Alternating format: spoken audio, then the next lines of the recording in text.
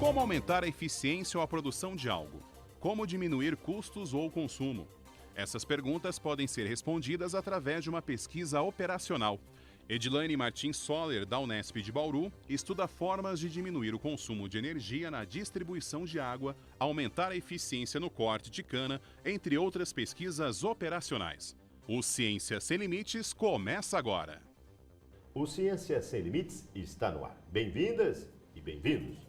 Como puderam ver na abertura, o assunto de hoje é pesquisa operacional. Ao nosso lado está a pesquisadora, professora Edilaine Soller. Professora, prazer em tê-la no Ciência Sem Limites.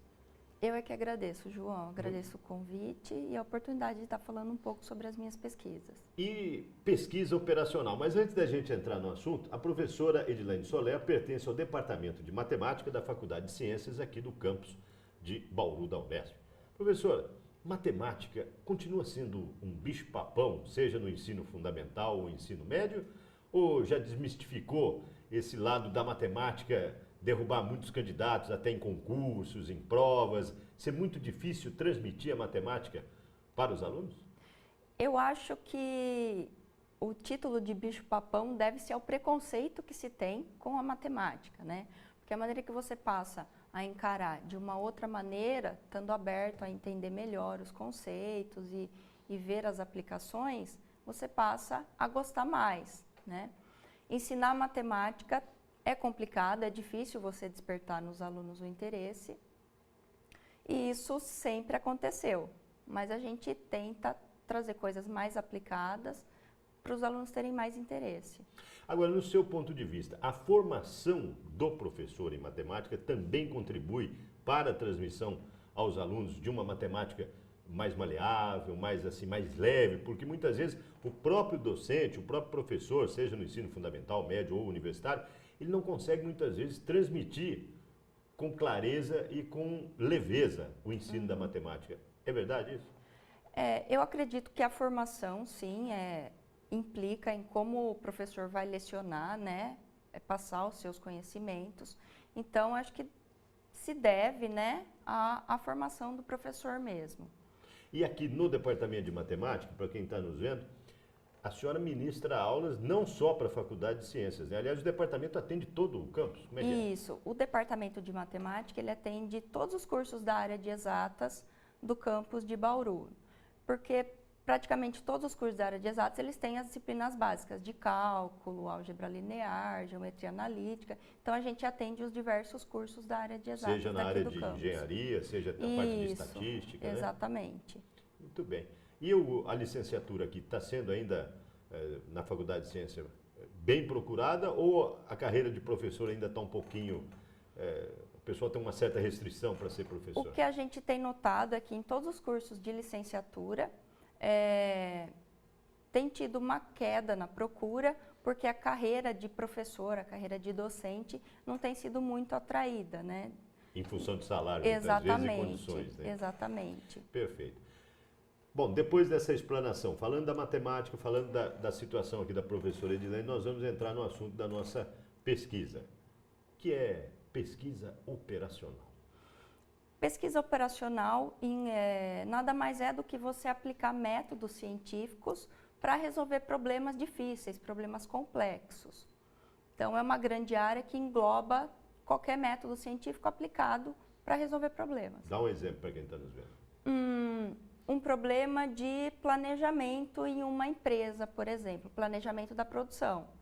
Você pode resolver isso fazer esse planejamento usando pesquisa operacional. Quer dizer, mas para quem está nos vendo pode pensar, mas como que a matemática vai fazer cálculo e vai minimizar um determinado problema na minha empresa, na minha indústria? Como é que a matemática... A gente sabe que a matemática está em todo lugar, desde a hora que você levanta até a hora que você vai dormir. Né? Uhum. Mas como que o modelo matemático ou os cálculos vão me auxiliar a reduzir custos, por exemplo? Então, é que os modelos matemáticos, na verdade, eles descrevem o seu problema real, né? Então, nada mais é do que você escrever matematicamente o seu problema, né? Então, aí a solução desse modelo matemático vai te dar uma solução que minimize custo, que minimize tempo, dependendo do seu objetivo. Percurso. Percurso, depende aí do problema envolvido.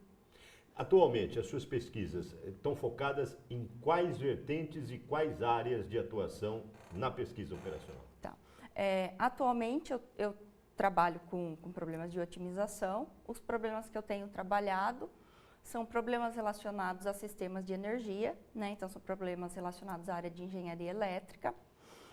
Tenho trabalhado também com um problema relacionado à minimização dos custos da colhedora da cana-de-açúcar e tenho trabalhado também com um problema relacionado a sistemas de abastecimento de água. Quer dizer, sistema de abastecimento de água, colhedeira ou colhedora, né, de cana-de-açúcar, em termos de reduzir tempo ou combustível? As duas coisas. As duas coisas. Elas estão atreladas. Sim, né? Exatamente. E na área de água, a parte de economia de energia? Economia de energia em um sistema de abastecimento de água. Que não é aqui em Bauru? Não, não é em Bauru. É uma pesquisa que iniciou no meu mestrado, lá em São Carlos, e agora a gente tem trabalhado em parceria com o SAI lá de São Carlos. Eu acho que esse é um dos assuntos que realmente interessa a comunidade, né, a coletividade, e pode ser estendido a outras prefeituras, né, no sistema de água e abastecimento, né, professora? Sim. Esse planejamento pode ser estendido para outros lugares. E vocês versam, nós vamos entrar no bloco seguinte, mais especificamente nesse assunto, e ele versa o quê? A economia de energia em termos de acionamento das bombas? Isso, é que a captação, né, de água, ela pode ser feita por rios, de rios, né, então daí água é captada do rio, para isso é usada uma bomba que consome energia elétrica, né? A água vai então para a estação de tratamento, é tratada, aí é distribuída para os bairros, para os reservatórios dos bairros de uma cidade. Novamente você tem bombeamento. A outra possibilidade é a água captada de poço artesiano. Perfeito. Então, a água é captada do poço e vai para o reservatório. Para o reservatório. Nós vamos explorar isso aí, nós estamos chegando. Essas bombas consomem energia elétrica. Claro, e consomem muita energia elétrica, pelo jeito. Sim. Nós estamos chegando ao final deste bloco, nós vamos para um breve intervalo e no bloco seguinte, lógico, a gente vai explorar ainda mais esse assunto. Para você contactar a pesquisadora, o e-mail dela aparece aí na sua tela, é edilane@fc.unesp.br. Se quiser conhecer um pouco mais sobre a faculdade, www.fc.unesp.br, clique em Departamentos, Departamento de Matemática, você vai também localizar a professora Edilane. Para contactar a gente, cienciasemlimites@tvu.unesp.br. Para rever os nossos programas e conhecer a nossa programação, www.tv.unesp.br. O Ciências Sem Limites vai para um breve intervalo. No bloco seguinte, nós vamos falar sobre otimização. Esperamos por você.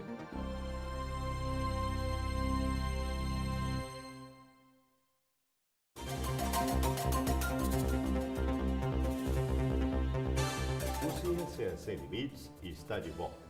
Como vocês podem ver, o assunto de hoje é pesquisa operacional. Ao nosso lado está a professora e pesquisadora do Departamento de Matemática da Faculdade de Ciências, professora Edilane Soler.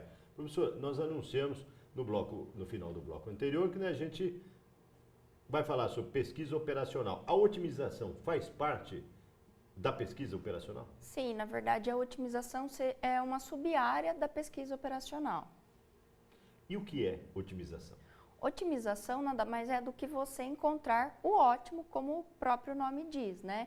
Então, em um conjunto de opções, de soluções, de escolhas, né? Qual é a melhor que atende ao seu objetivo, a um determinado objetivo? Ou determinado assunto, muitas vezes. Isso, né? exatamente. A senhora falou que desenvolve pesquisas com um grupo muito amplo na cidade de São Carlos, no setor de água, né? Que é o SAI lá, que é Sim. o Serviço de Água e Abastecimento, Esgoto, né? Isso. Que tipo de pesquisas vocês realizaram lá no setor de água? Essa pesquisa iniciou no meu mestrado, lá na USP de São Carlos, e foi se expandindo. A gente está trabalhando nisso até hoje. A parceria com o SAI, porque agora a gente está utilizando dados reais e informações fornecidas pelos funcionários. Então, o que a gente busca é otimizar o custo com energia elétrica. Como é que é feita a pesquisa nessa área? Na área de otimização? Sim, como é que vocês vão lá, levantam, anotam, como é que é feita a realização da pesquisa para otimizar esse determinado assunto, por exemplo. Então quando a gente vai, conhece o problema, normalmente conversando com as pessoas que tratam no dia a dia com o problema, o sistema, como funciona, a empresa, e a gente tenta formular um modelo matemático que descreve o problema. E lá, vocês detectaram o quê? A otimização que vocês estão tentando ou conseguiram, né, realizar é no sentido de economia de energia no acionamento das bombas? Isso, é com relação ao custo de energia das bombas de captação, transferência e distribuição de água. Quer dizer, você gasta muita energia. Gasta bastante energia e tem-se o seguinte problema. Para empresas, como é o caso do SAI, o custo da energia ele é diferenciado dependendo da hora do dia.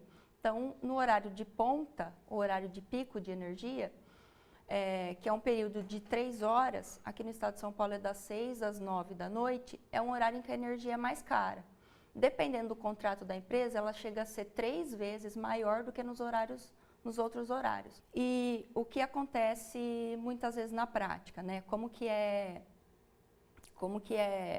feita o acionamento dessas bombas? Bom, a hora que um reservatório de água atinge seu nível mínimo, a bomba é ligada, ela fica ligada para mandar água para o reservatório até ele atingir o nível máximo. Então é desligado.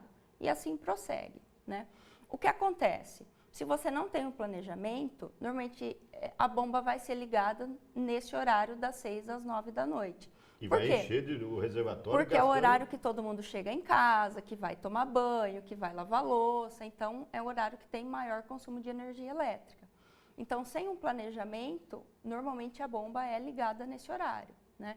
Então, o que a gente propõe? Um planejamento, né, considerando uma estimativa das demandas, a fim de se evitar ligar as bombas de captação, distribuição e transferência de água nesses horários de ponta, né, que são horários de pico de energia elétrica. E não pode faltar água nesse horário? E de modo que não falte água, quer dizer, né, que é o essencial. Não precisa chegar até o topo, né?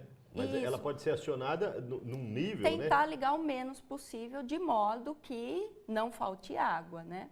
Porque faltar água, né, você otimizar e Desligar, não planejar. não ligar mais a bomba. Você vai economizar, mas ninguém mais vai estar tendo água, né? As pessoas vão sentir a carência da água ali, né? Então a gente busca fazer esse planejamento de modo que a população seja atendida, né? E vocês estão conseguindo isso, professor? Sim, a gente tem um modelo matemático para isso e a gente está, por enquanto, a gente está testando esse modelo com parte do sistema de São Carlos. Quer dizer, não com a cidade toda, né? O sistema é bem amplo. Na verdade, a gente começou pela parte mais problemática, que seria a área central. Tem vários reservatórios interligados, captação de 2 rios e vários poços artesianos. Então, essa é a parte do sistema que a gente está trabalhando agora. Porque vocês analisaram, só para quem está nos vendo ter uma noção, né? Vocês analisaram assim, quer dizer, você tem a bomba que capta do rio, leva para o reservatório. Para a estação de tratamento de água primeiro. Depois tem outra bomba que manda para o reservatório. Manda da estação de tratamento de água para os reservatórios que são situados normalmente na parte alta da cidade. E aí vai por gravidade, Isso, né? na parte alta do bairro. Aí já não tem tanto A gasto. distribuição aí para a população é por gravidade ou por bombas também depende dos casos. Mas a maioria é por gravidade. Tá. O consumo maior é na captação do rio, né? E a transferência da estação de água para os reservatórios e a captação também de poços artesianos. A água de poços artesianos não passa pela estação de tratamento, é direto para o reservatório. E você tem também a transferência entre os reservatórios, e aí também pode ser por gravidade ou por bomba. Quem está nos vendo, ó, prefeituras, indústrias, pode contactar vocês para tentar solucionar problemas dessa natureza. Sim, né? sim, a gente pode estender, né, esse modelo para outras cidades, né? Outros sistemas de tratamento. Sistemas de Bauru ainda abastecimento. ninguém procurou vocês. Ainda não, ainda Nem não. sabemos se tem um trabalho dessa natureza aqui no DAI. Não sei né? informar se tem um Ainda mais em planejamento época com de relação a crise isso. com água, é fundamental isso aí, né, professor? Sim, sim. Porque você tem a economia de água, né, e de energia. Porque no sistema de abastecimento também você tem perdas de água, né? Então, nesse processo aí a gente tenta também evitar as perdas. Perdas em termos de vazamento? De vazamento, seriam vazamentos mesmo. E vazando, perdendo mais energia, Exatamente, mais gasto, né? exatamente. Então vocês analisam todo esse aspecto. Quer dizer, Isso, o modelo considera as perdas de água também. e esse grupo que a senhora pertence é que desenvolveu esse modelo matemático? Sim, sim. Tem um modelo, eu não estava ainda no grupo, eles começaram com um modelo preliminar, né?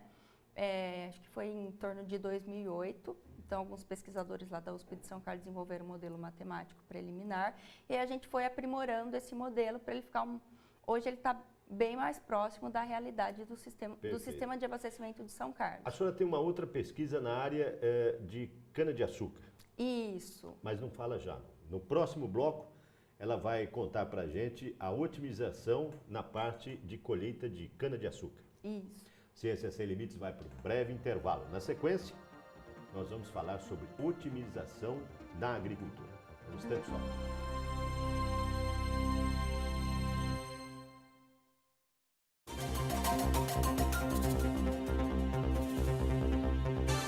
O programa desta semana está apresentando pesquisa operacional. Ao nosso lado está a professora pesquisadora Edilane Soler, do Departamento de Matemática da Faculdade de Ciências do campus de Bauru, da Unesp. Professora, falamos sobre otimização na parte de distribuição e captação de água no sistema lá do SAI da cidade de São Carlos, onde a senhora tem um grupo imenso que trabalham com modelos matemáticos para minimizar custo. Indústrias, empresas, que tem, até mesmo dentro da universidade, né, um sistema aqui é poço artesiano, mas em outros campos, podem acionar a senhora para tentar minimizar custos? Podem sim, claro. A gente pode estender esse modelo. Esse modelo, a princípio, está sendo aplicado lá em São Carlos. A gente está modelando o problema considerando as condições lá de São Carlos, mas a gente consegue estender isso para outras cidades, outros lugares. Até empresas particulares. Exatamente, né? Empresas particulares que fazem a captação. Né? E não só no sistema de água, até mesmo em termos de reuso, enfim, a otimização, ela não quer dizer que vai trabalhar só com água, ela trabalha com qualquer assunto. Qualquer assunto. Qualquer problema que envolva escolha de alguma coisa, opção, você pode modelar com problema de otimização. Porque entre as suas opções, você procura a melhor possível.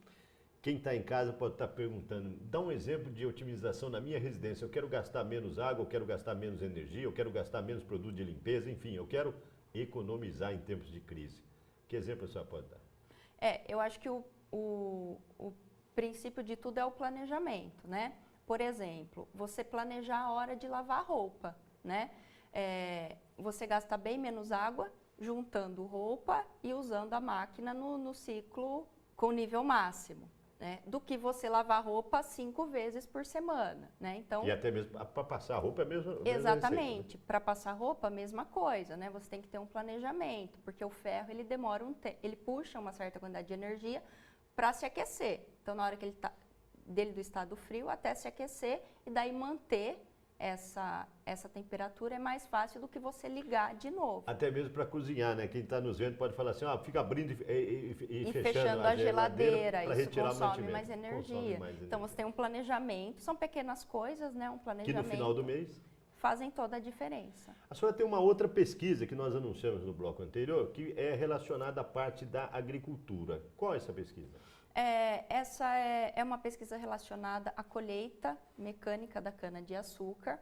É um trabalho desenvolvido por um aluno meu de mestrado, o Ever Santoro.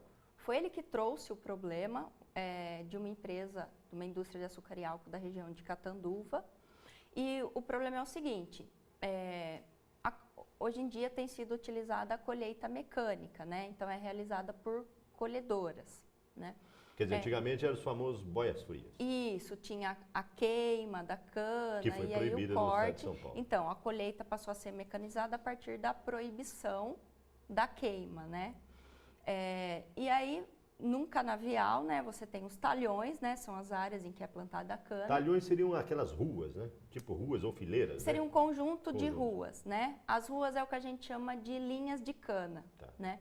E o que a colhedora faz? Ela quer colher a cana de cada linha, né? Só que para isso você precisa fazer determinadas manobras. Por exemplo, na hora de trocar de uma linha de cana para outra. A colhedora faz uma manobra em que ela não está colhendo cana.